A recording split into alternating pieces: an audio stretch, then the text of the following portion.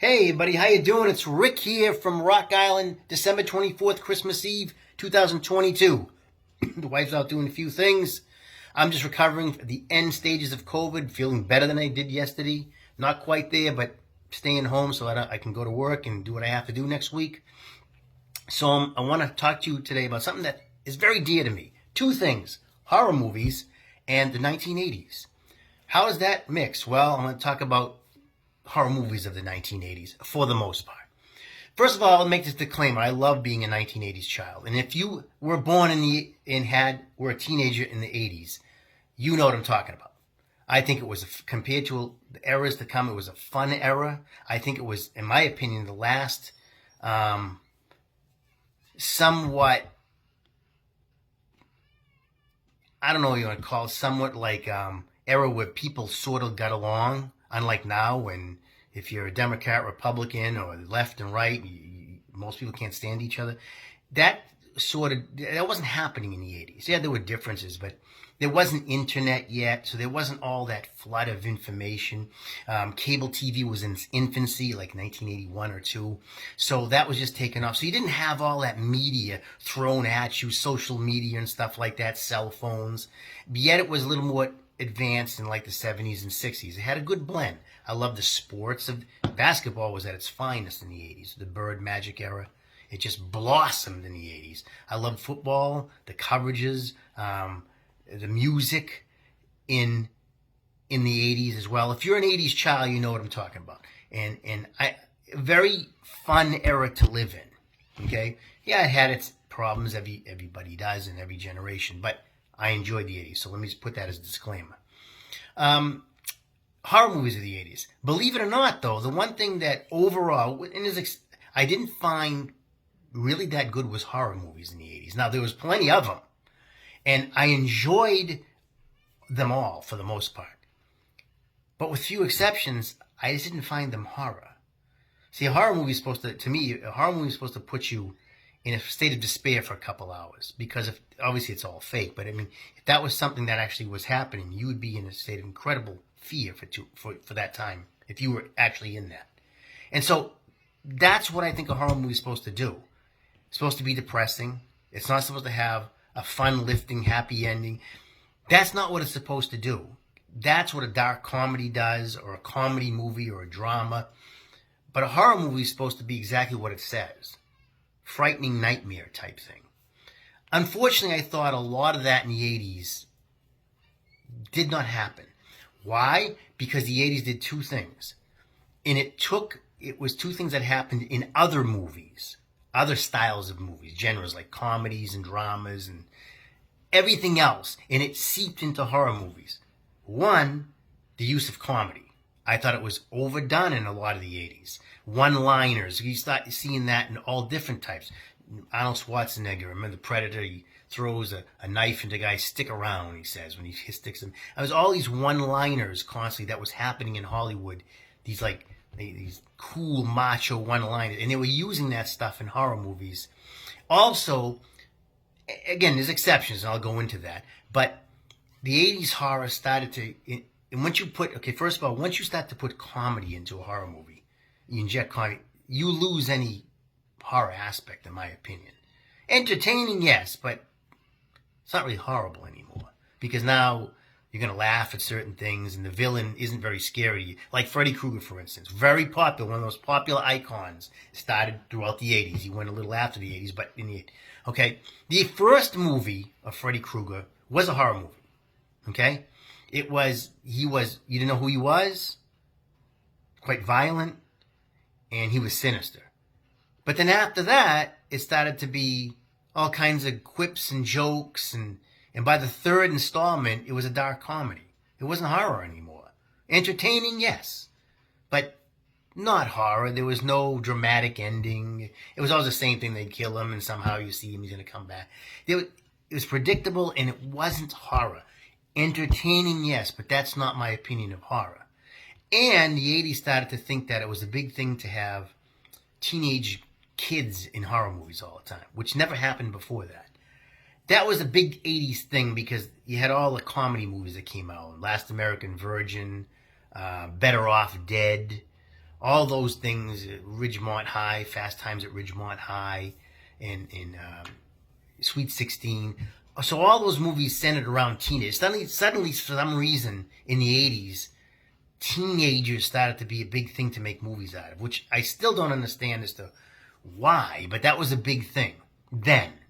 Whereas before that, it wasn't. So that meant horror movies a lot of times incorporated that too.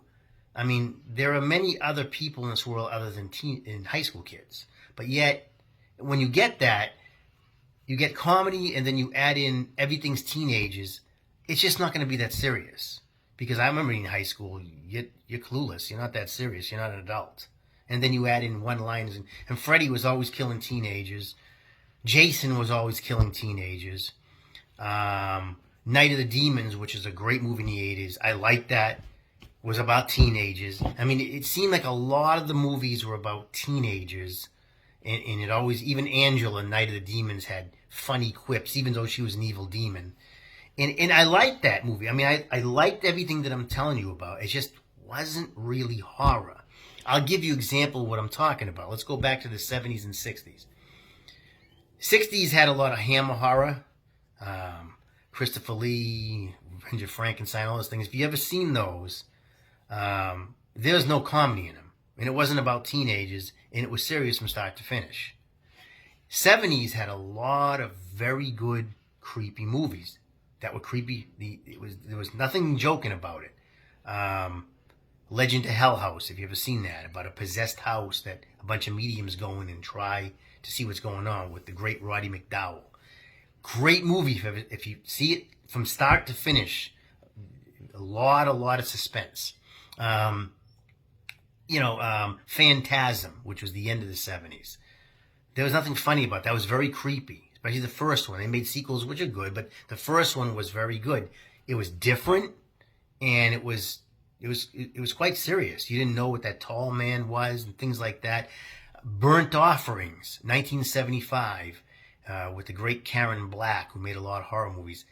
Made-for-TV movie. That thing from start to finish with a very epic downer ending. It wasn't one of these happy ending. Very downer ending, which is what you want a horror movie to be. Okay, it's going to be something that's depressing from start to finish. It's horror.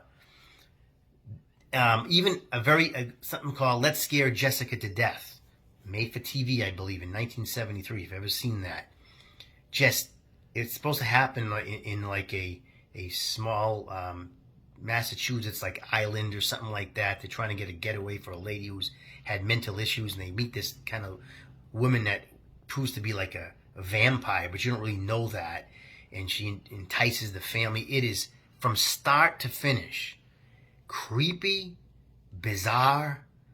That's horror. Even look now, a movie called Sinister. You ever seen that? Came out like 7-8 years ago, maybe even a little more. Sinister. There's a lot of movies nowadays that I don't think are that great for horror for different reasons, but there are some that reach horror. Sinister was, I mean, if you've seen that movie, that is one of the best horror movies I think ever made. It deals with that, I forget his name, the actor who gets these reels, these tape reels, and he sees these families who all lived in that house, and they wound up killing themselves, all these bizarre manners, and he keeps seeing this demon character that always seems to be there, and he's always behind the scenes. He winds up being in, if you haven't seen the movie, I'm spoiling it, I know that, but it has the most creepy ending where his daughter drugs him and his family, and you see it like in shadows, and she axes him, kills them all because the demon told her to do it. That is essence of horror. It starts out creepy. It's creepy throughout. There is nothing funny. There is no joking. It's not about teenagers having sex. And the ending is violent and very much depressing. That's a horror movie. Take that and compare that to like Freddy Dream Warriors, which I like Dream Warriors. I saw it when it came out in the movies. It had darkened music on. I liked it. No comparison. Sinister. Insidious is not a good movies anyways, but Sinister is pure horror compared to Dream Warriors Freddy in the 80s. No comparison. Sinister leaves you depressed, like a horror movie. Not the other one.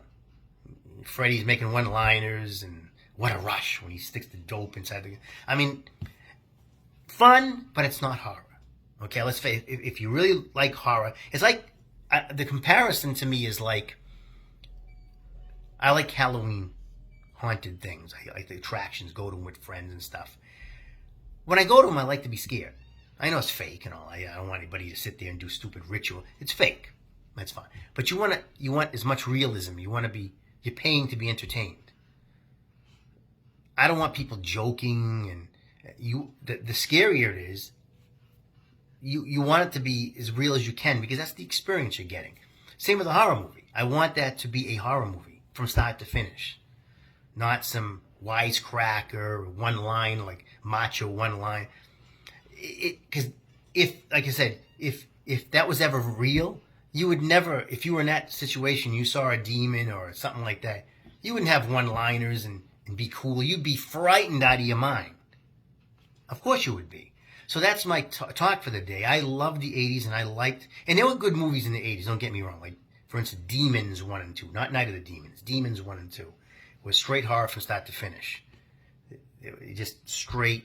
But they weren't the most popular ones. Unfortunately, the most popular ones in the 80s that we know of always had young kids, teenagers, a comedy element to most of them. And I just thought that was something, a campy element to it that took it down from the edge of actual horror. I'm not saying they weren't entertaining. Please, I'm not saying that, or I didn't like them, because I saw them all.